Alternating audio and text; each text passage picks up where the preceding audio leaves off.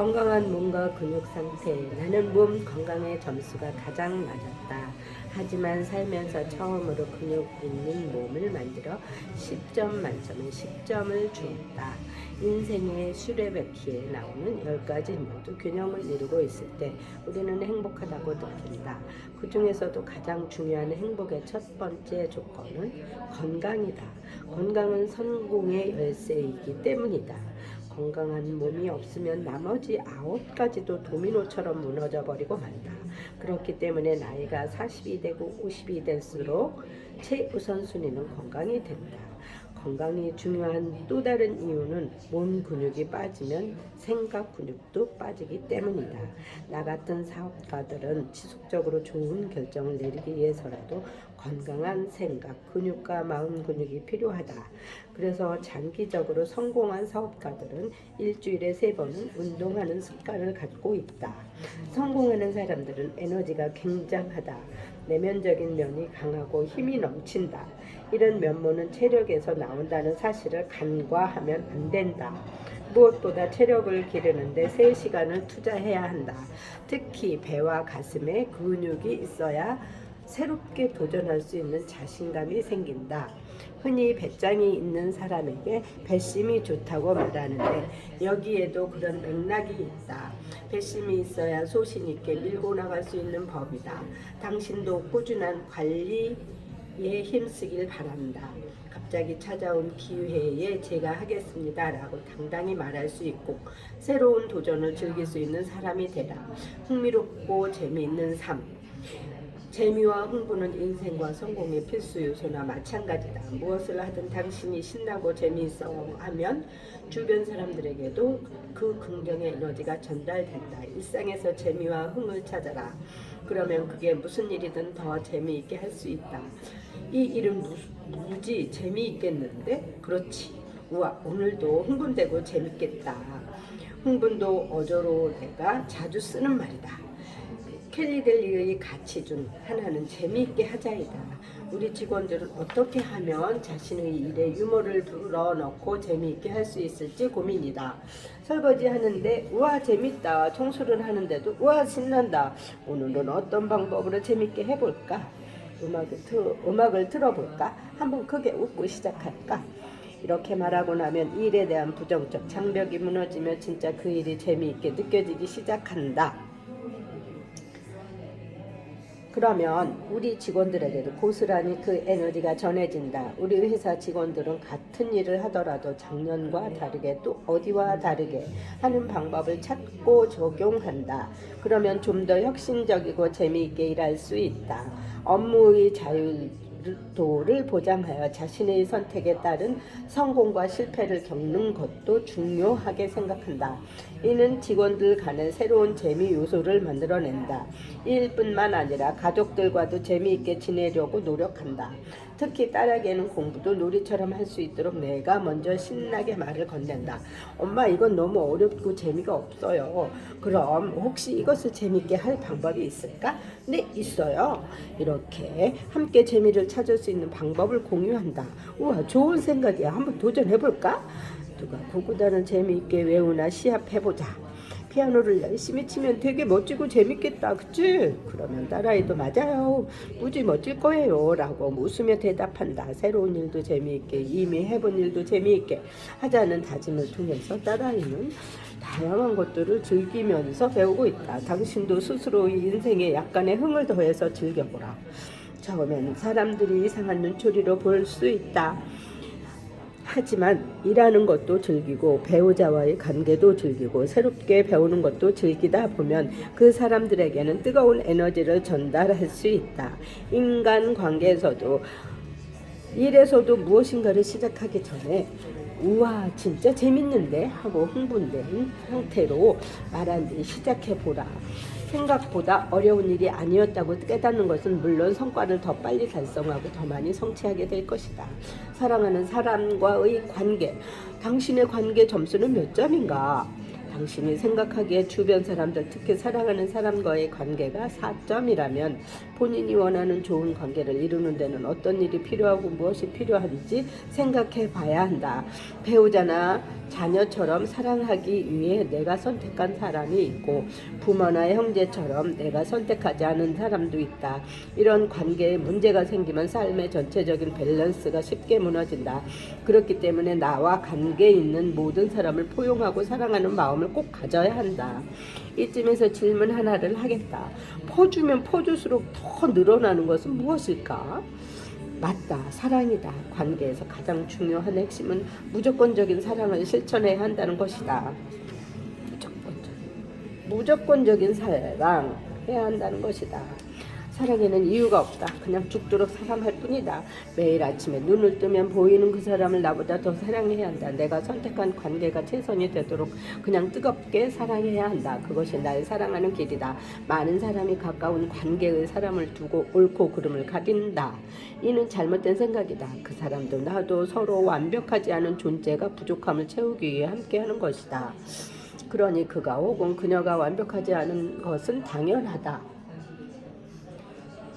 어떤 사람들은 스스로 선택한 그 이유 때문에 그 사람이 더 싫다고 말하는 경우도 있다. 가령 말을 잘하고 유머가 있어 선택했는데 이제 와서 말이 많아 싫다고 하는 경우다. 다른 사람의 의도를 좋은 쪽으로 받아들이고 이해가 안 되는 부분은 그냥 존중해야 한다. 억지로 이해하려는 게 아니라 그냥 존중하는 것이다. 시간이 지나면 자연스레 이해하게 된다. 사람은 기본적으로 사랑의 존재이기 때문이다. 좋은 관계는 끊임없는 자기 반성을 통해 완성된다. 타인에게 모든 문제를 찾는 사람은 건강한 인간관계를 맺을 수 없다. 그냥 무조건 사랑하라. 이상적인 관계에 대해 쓰고 생각해보면 원만한 삶을 지속할 힘을 키워라. 혼자서는 절대 원하는 곳에 도달할 수 없으니까. 가족과 친구, 한 가지 질문을 하겠다. 이쯤 되면 내가 얼마나 좋아하는 사람인지 당신도 알아차렸을 것이다. 더하기 1은 무엇이라 생각하는가? 물론 2는 아니다. 1 더하기 2라는 걸 얘기하려고 당신의 귀한 시간을 뺏고 있는 게 아니다. 아무리 잘난 부자이고 밖에서 존경을 받는 사람이라도 하더라도 헌신하고 싶은 가족과 친구가 없다면 아무 의미가 없다. 나는 우리 엄마를 통해 2번 태어났다. 한 번은 날 낳았고 또 한 번은 내 영혼을 살렸다. 사업과 사회생활에 실패하고 내 영혼이 죽어갈 때 센강 다리 위에서 떠오른 엄마 얼굴은 나를 다시 살게 했다. 나는 조건 없는 사랑, 아낌없는 사랑, 목숨만큼 소중한 사랑을 준 내 엄마와 내 가족을 위해 다시 태어났다. 한 번쯤은 삶을 살아가는 이유에 대해 깊게 고민해 봤을 것이다. 명쾌하면서도 감탄할 만한 멋있는 답을 기대하지만 실상 고민은 잘 모르겠다라는 말로 끝난다.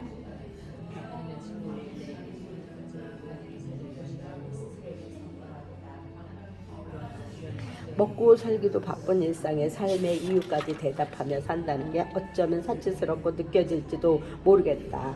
그러나 인간이 사는 이유는 간단 명료하다. 바로 생존하기 위해서다. 그것도 가족이나 친구와 함께 말이다. 그들은 이 세상에서 아무 이유 없이 나를 믿고자 지지해줄 유일한 존재들이 아니던가. 그런 의미에서 나는 더하기 1을 가득 찬 숫자 100이라고 말한다. 나와 가족을 더하면 2도 아니고 3도 아니고 100이다. 인생의 수레바퀴에서 이 영역은 모든 영역에 강력한 영향을 끼치고 있다.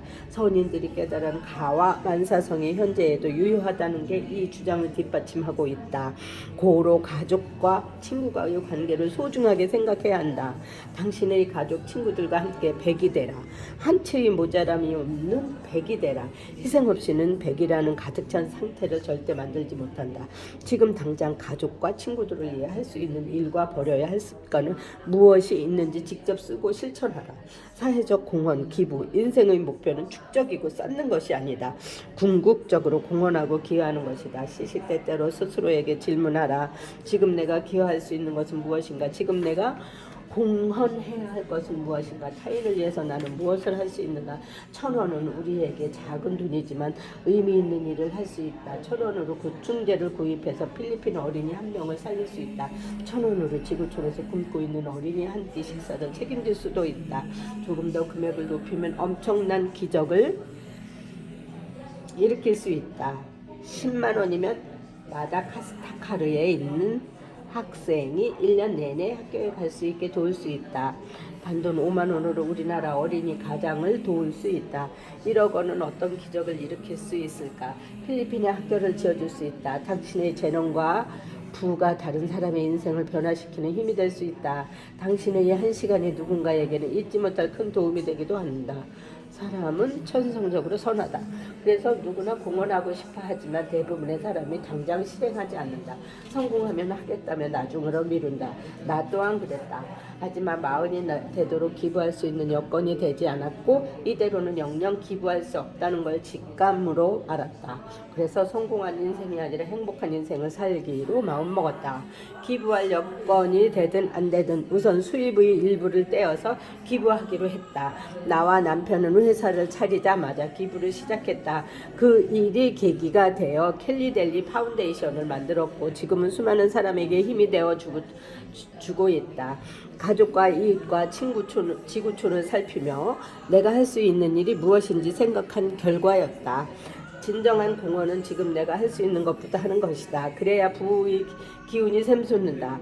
나중이라는 타이밍은 절대로 오지 않는다.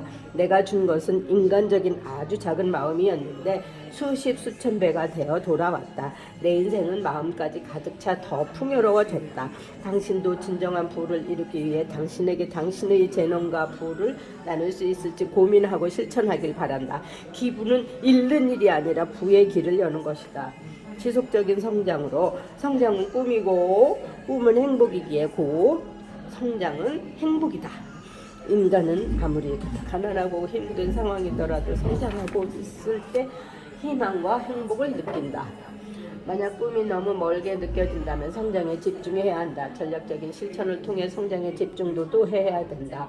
행복의 지름길은 매일 성장하는 것이다. 아주 조금 성장한다. 해도 괜찮다. 매일매일 아주 약간이라도 나아가려는 거북이 파워가 성장의 핵심이다. 인간은 꿈을 완전히 이루었을 때보다 성장하고 있을 때 더 큰 만족과 행복을 느낀다. 아무리 성공한 인생이라도 지속적인 성장이 없다면 위축될 수밖에 없다. 정서적 건강, 행복지수. 이 영역은 매일매일 건강한 정신으로 아침을 맞이하고 행복해지는 것을 뜻한다. 아침마다 오늘 하루를 가장 행복하게 살기로 결단하면서 행복지수를 높이는 게 중요하다. 정서적 건강에 대해 많은 사람이 외부적인 요인으로 행복해진다고 생각하는데 그렇지 않다. 정서적 건강은 내부적인 요인으로 만들어진다. 정서적 건강은 내부적인 요인으로 만들어진다. 먼저 부정적인 생각과 단어를 쓰지 않아야 된다. 나는 부정적인 생각을 하지 않는다. 부정적인 생각이 날 때마다 머리를 흔들어 밖으로 튀어나게 한다. 머릿속을 긍정적인 생각으로 채워 넣어야 좋은 방향으로 갈 수 있다. 영적인 건강, 마음의 평화. 영적인 건강을 위해서는 내면에 집중할 시간을 가져야 한다. 종교적 신념에 관계없이 마음의 평화를 유지하려고 집중하는 게 중요하다. 마음의 평화는 내가 사업을 성공하는데 일조한 1등 공신이었다. 내가 꼭 성공하고 말 거야 라고 생각하고 악착같이 일할 때는 성공이 저만치 물러서 있다. 그런데 내일에 최선을 다하고 고요한 마음으로 결과보다 과정을 중요시했더니 어느덧 성공은 내게로 다가와 있었다. 영적인 건강은 신체적, 심리적, 사회적 평가에 대해 균형 잡힌 인식을 갖도록 도와준다. 그러므로 그 어떤 세상의 소음에도 건강한 정신과 마음의 평화를 유지하고 그 상태에서 외부의 자극에 동요되지 않도록 내 마음을 다스려야 한다. 나는 영적인 건강을 지키기 위해 뉴스를 보지 않는다. 뉴스를 본다는 것은 중요한 일이지만 나는 나를 지키기 위해서 보지 않는다. 사업하는 사람이 어떻게 뉴스를 보지 않느냐고 타박할 수 있다. 그러나 그것은 영적인 건강을 중요하게 생각하기 때문이다. 뉴스를 보면 대부분 테러와 코로나, 죽음과 자살, 종교의 타락 등 부정적인 잔상들이 기억으로 남는다. 이런 것들이 나의 정신세계로 혼란과 두려움에 빠뜨린다. 세상을 보는 통찰력과 세계의 흐름은 책으로 읽는다. 모든 책을 다 볼 수는 없지만 가고자 하는 분야에 깊게 파고들 수 있다. 미래를 예측한 사람들의 책을 보기 때문에 부족함이 없을 뿐만 아니라 자기 분야의 최고들과 의견을 교류하며 미래를 읽기 때문에 불안한 마음을 쌓지 않을 수 있다. 예전에 나는 마음이 늘 불안했고 미래가 무서웠다. 아주 약간의 자극만 받아도 바르르 떨며 동요했다. 마음을 주체하지 못해 세상에 대고 고함을 지르고 싶었던 적도 많았다. 당시 내 마음은 세숫대에 담긴 물 같았다. 그래서 자그마한 돌 하나도 떨어져도 심하게 요동치며 모든 물을 밖으로 쏟아냈다. 좋은 일이 있거나 칭찬이나 상을 받아도 마찬가지였다. 매번 감정을 주체하지 못해서 마음에 물이 넘치고 말았다. 그래, 나는 마음의 평화를 위해 결단을 해야 한다고 생각했다. 일희일비에서는 절대 최고의 리더가 될 수 없다고 판단하는 것이다. 그래서 외부가 아닌 나의 내면에 집중하는 습관을 가졌더니 마음이 호수처럼 잔잔해졌다.